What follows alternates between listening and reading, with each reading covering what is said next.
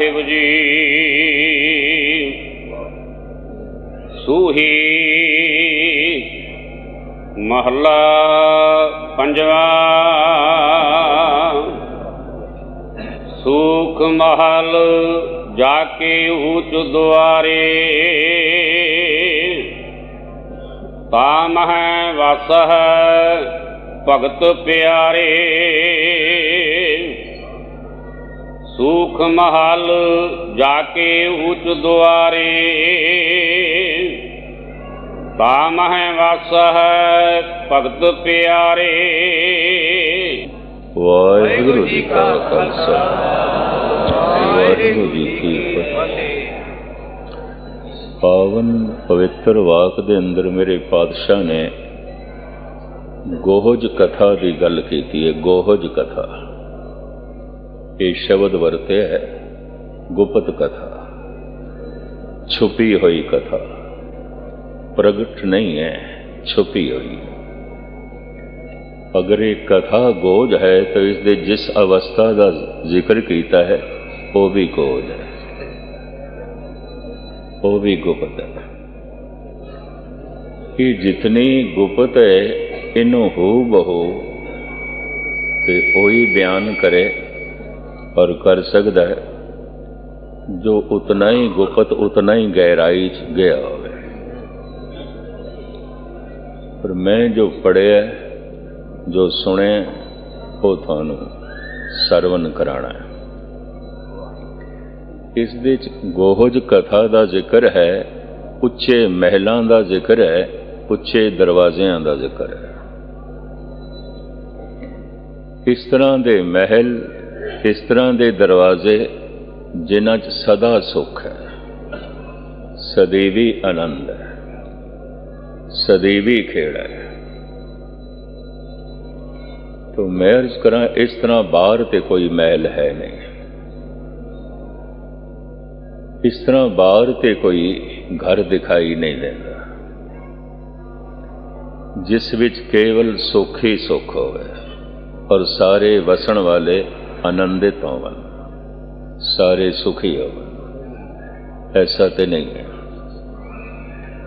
तो फिर वो महल भी गोज है, वो दरवाजे भी गोज ने, वो घर भी गोज है।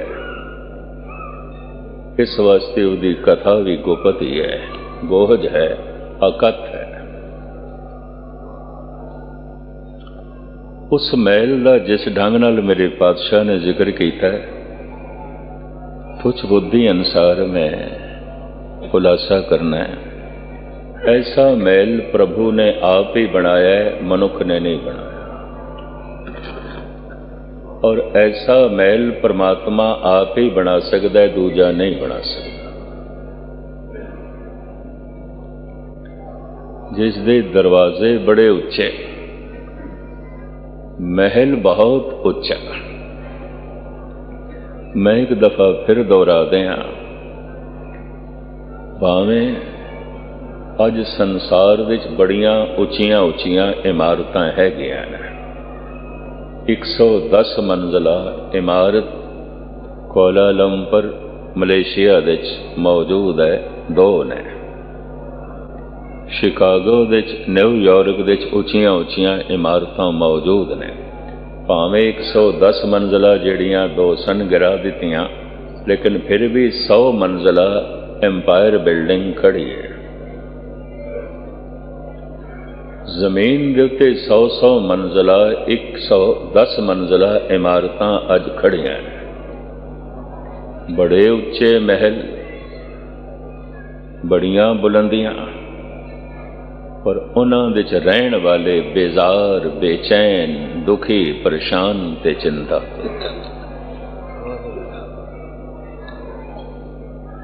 इस तरह के महल का जिक्र नहीं है।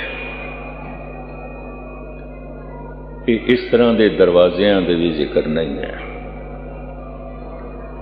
छोटी जी एक गाथा तो इस शब्द के विचार नूं मैं अगे तोरां।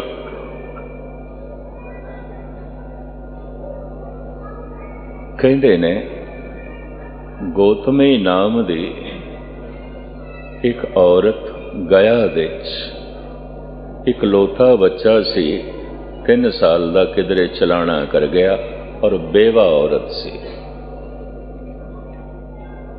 वही बच्चा उसका सहारा ते जांदा रहा। सारी रात रोंदी रही। ਉਹਦੇ ਰੋਣ ਵਿੱਚ ਕੋਈ ਸ਼ਾਮਲ ਵੀ ਨਾ ਹੋਇਆ। ਲੋਕੀ ਹਾਸਿਆਂ ਵਿੱਚ ਸ਼ਾਮਲ ਹੋ ਸਕਦੇ ਨੇ, ਰੋਣੇ ਵਿੱਚ ਨਹੀਂ। ਲੋਕੀ ਸੁੱਖਾਂ ਵਿੱਚ ਸ਼ਾਮਲ ਹੋ ਸਕਦੇ ਨੇ, ਦੁੱਖਾਂ ਵਿੱਚ ਨਹੀਂ। ਕਿਸੇ ਨੇ ਆ ਕੇ ਦੱਸਿਆ ਸਾਰੀ ਰਾਤ ਰੋਂਦੀ ਰਹੀ ਹੈ, ਇੱਥੇ ਮਹਾਤਮਾ ਬੁੱਧ ਆਏ ਹੋਏ ਨੇ, ਤੂੰ ਉਹਨਾਂ ਕੋਲ ਚਲੀ ਜਾ।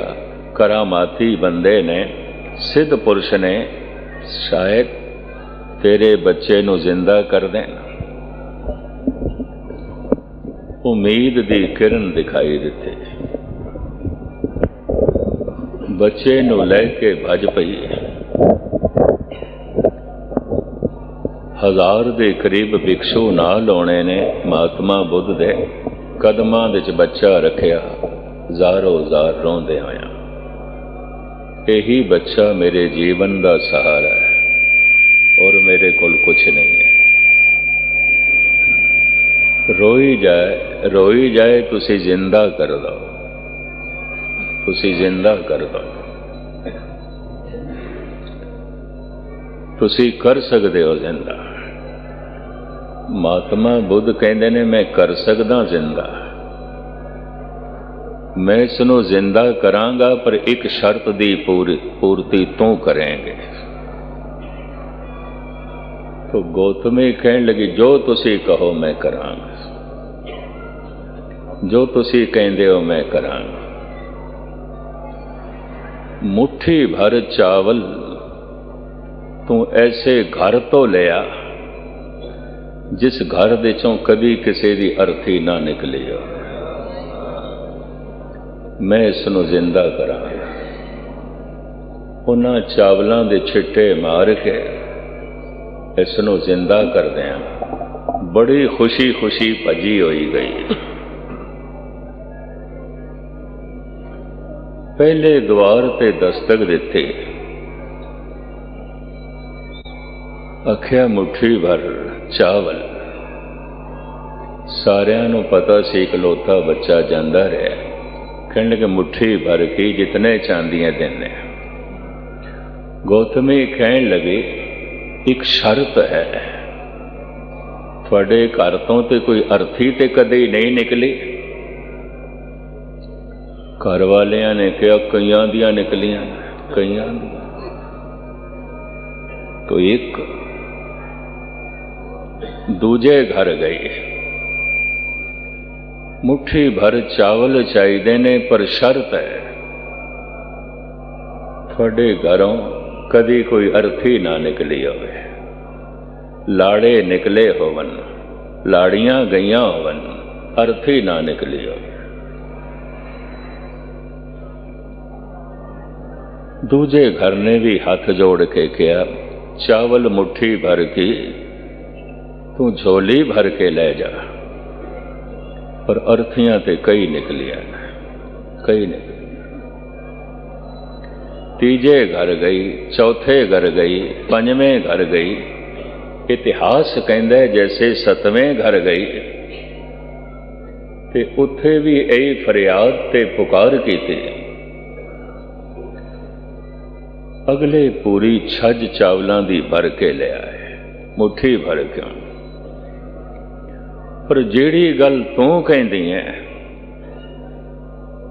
वो इत्थे पूरी नहीं उतरेगी। कई अर्थियां निकल चुके हैं।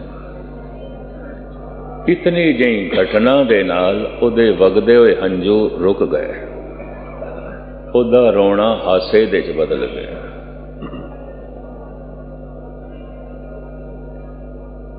कह उठी मैं तो ये समझिया सी मेरे घरों मेरे बच्चे की अर्थी निकली है, ये तो घर घर दे चों अर्थी निकली है।